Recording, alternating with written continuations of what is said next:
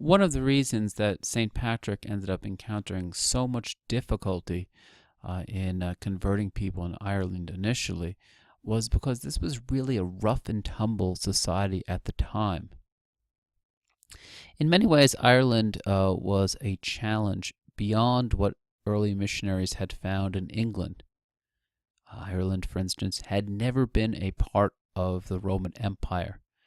As I had mentioned earlier, there were a huge number of different people who claimed to be king, sometimes over as little of a small village and not much else. One of the repercussions of never having belonged to the Roman Empire was that Ireland did not have cities, and Christianity often had spread first to cities and then to the countryside, but you couldn't do that in a place that did not have cities to start out with them. This also was a difficulty in spreading the system of bishops in Ireland, because bishops, of course, were seated in cities. So in many cases, there wasn't even the normal seats of bishops. It is for this reason that, much more so than in other places in Western Europe, in Ireland, monasteries become the basic units of ecclesiastical organization. They are what really creates the church in Ireland. Each individual Irish clan tended to have its own monastery, which sometimes was founded by the chief of the clan or someone related to him. And as in other places, each monastery would be ruled over by an abbot, but the abbot would always be a member of a clan chief's immediately family. Just to give you one example,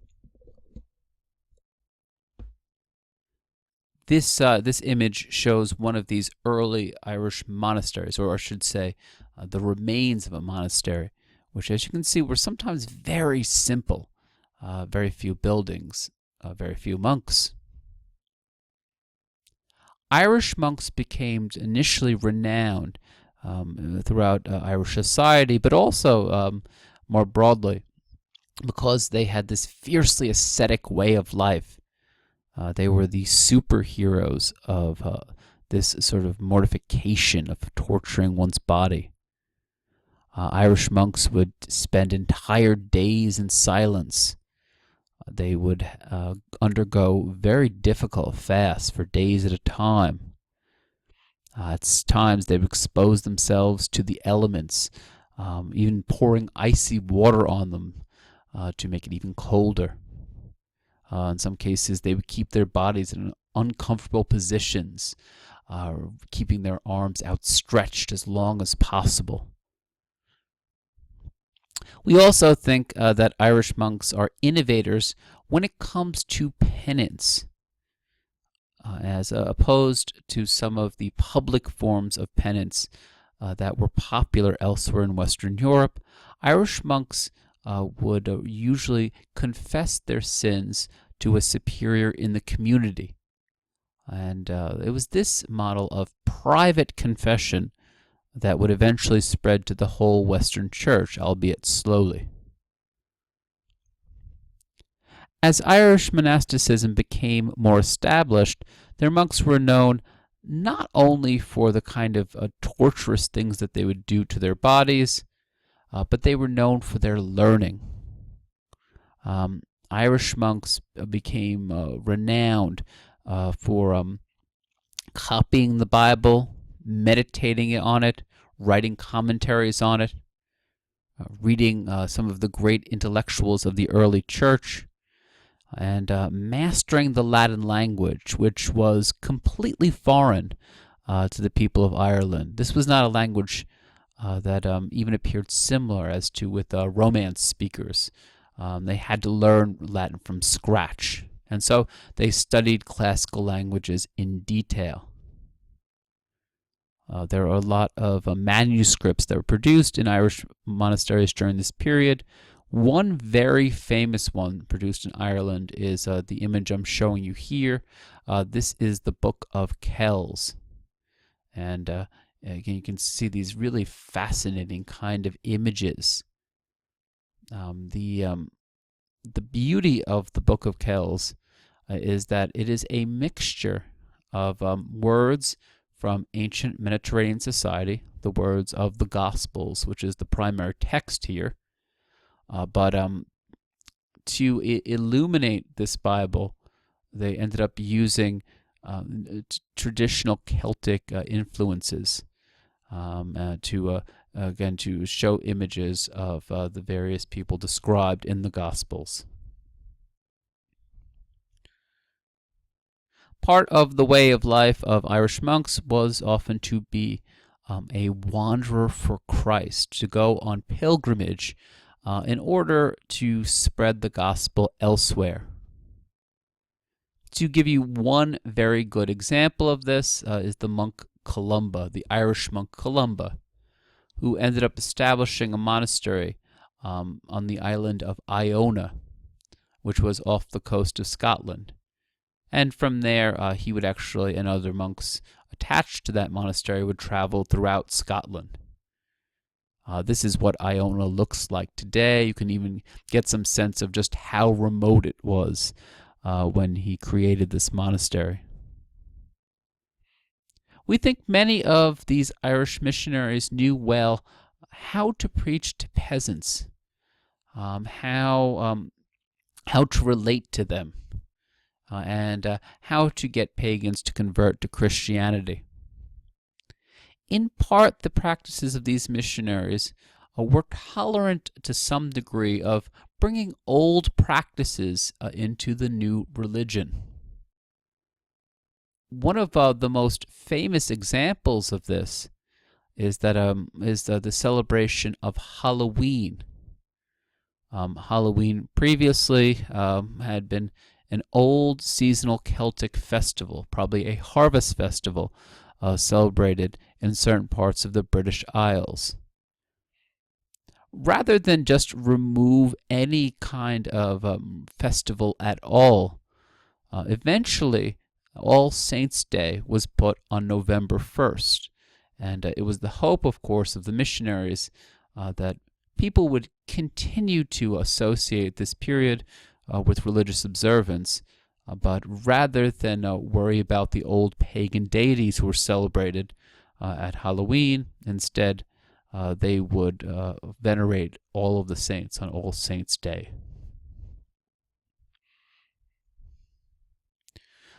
In addition to Irish monks, too, there were other English missionaries. And many of these, too, were actually people who had previously lived in monasteries, who were monks, who would go off on their own missions. Again, there's this real value, of course, in spreading Christianity. Probably the greatest leader in this work on the English side was a Benedictine monk known as Boniface. Boniface was sometimes referred to as the apostle of the Germans. People like Boniface from England were struck by the fact that when they traveled through portions of Germany, they recognized these people spoke a language that was close to their own, but they were troubled by the fact that these people were not going to receive salvation because they had not converted. And this led Boniface to go to the Pope and ask for his permission to receive a blessing for this mission that he intended to go to in northern Germany. And you see here again this great respect in England for the papacy. There were other missionaries, Patrick among them, for instance, who never went out of their way to receive any kind of blessing from the Pope. But Boniface, his form of Catholicism was very much papal-centered. We know that Boniface would indeed go to northern Germany. He would found numerous Benedictine monasteries, and he really set off this fire among many English monks who would end up helping him in his mission. Boniface kept in very close contact with the Pope and received instruction from him along the way. And in turn, Boniface was made an archbishop of this region and ended up setting up new bishops himself.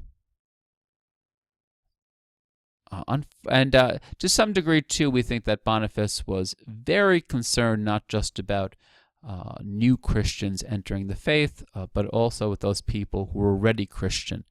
And in some cases, he criticized some of his fellow clergy members for not living up to their high ideals.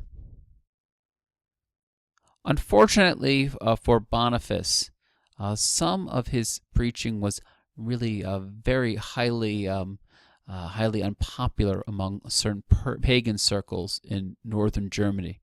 And this may also be because he was known to have destroyed some pagan shrines, including a famous tree shrine. And for this reason, one group of pagans decided that they were going to eliminate Boniface. And what I'm showing you here is the book with which supposedly Boniface attempted to protect himself when this group of pagans was attempting to kill him. And again, supposedly you can see the slash mark still through this liturgical book that he used. And in this manuscript page, you can get the entire story of Boniface.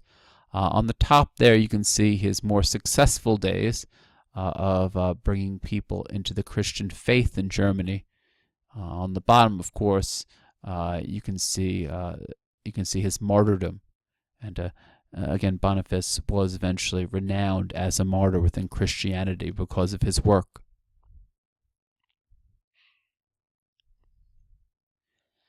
As Christianity ends up spreading, one thing you should be careful of noting is that although Christianity did spread relatively quickly in the British Isles and peacefully, we do know that at least some kings were hesitant to follow Christianity, to be converted. And we know this in particular because this series of burials in the southeastern part of England, in one of these small sort of areas that was ruled over by a king, this area known as East Anglia.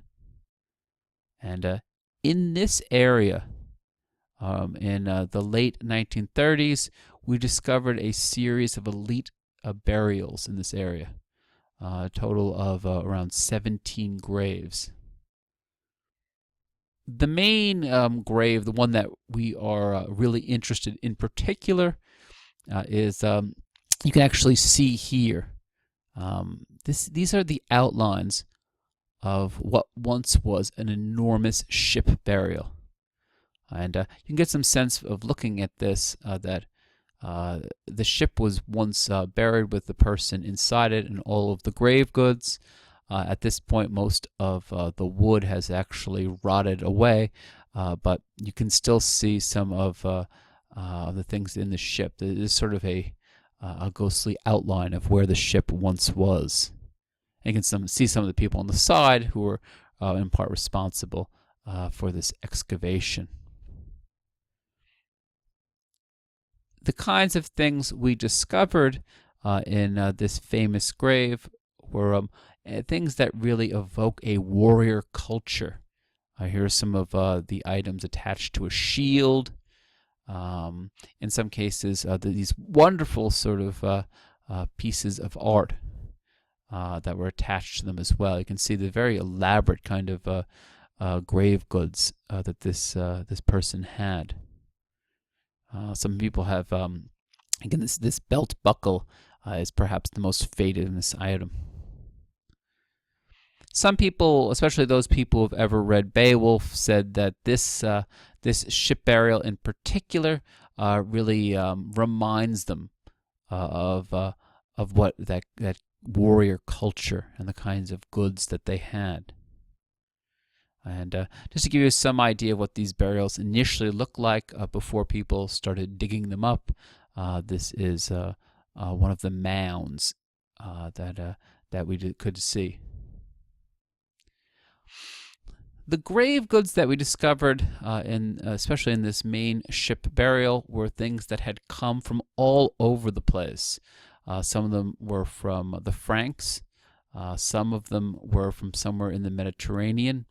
Some of them were from Scandinavia.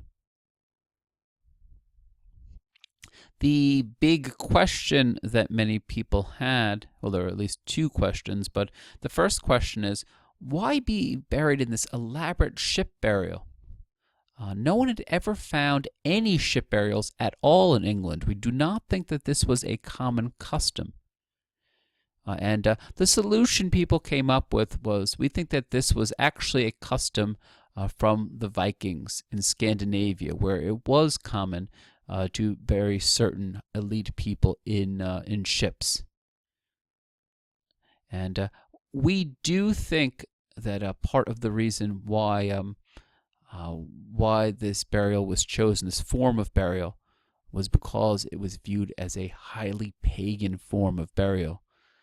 That in this case, this particular elite individual was not going to accept Christianity.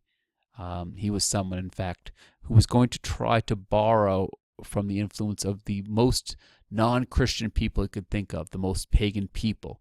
And in this case, of course, that was the Vikings in Scandinavia. Here's some more of the finds. You can see, too, this is in part a sword at the bottom there. And some of the other items, these vessels that might have, again, contained something initially that's gone. Who was the person who was buried in this mound? People have long debated this. The most likely candidate, based upon our written sources, and Bede in particular, is the King Radwald, the king of East Anglia, one of these small-time kings who existed in England before it was unified under one king. And we know from some of our written sources that Radwald was supposedly in life, he had erected both pagan altars and Christian altars in the hopes that he could actually stay friendly with both the Christian god and pagan gods. In death, however, we do not think that he was so ambiguous. It does seem he opted for a pagan form of burial. And this helmet is one of the most famous images that comes from this burial. But as you can see, there are plenty of other things, these spoons as well. And at least for some of the coins that were buried with them, we're fairly comfortable with this dating. And again, we feel that this was likely Radwald. This image I'm showing you here is a reconstruction of what Radwald's burial probably looked like with all the grave goods before it was dug up. In the end, Radwald should probably remind you that not everyone was going to accommodate himself to the new Christian culture, but if that was the case, of course, this reaction, this pagan reaction, had absolutely no future. England for the Middle Ages would become a thoroughly Christian, as the British Isles as a whole. Please remember also, as part of this week, to have a look in your reader at Bede's history, and again, to sort of both appreciate the great sort of historical mind at work, and to see in particular the themes that I've mentioned earlier that Bede was interested in. How does the church grow? How do England and Rome grow together? Thank you, and that's the end of the lecture.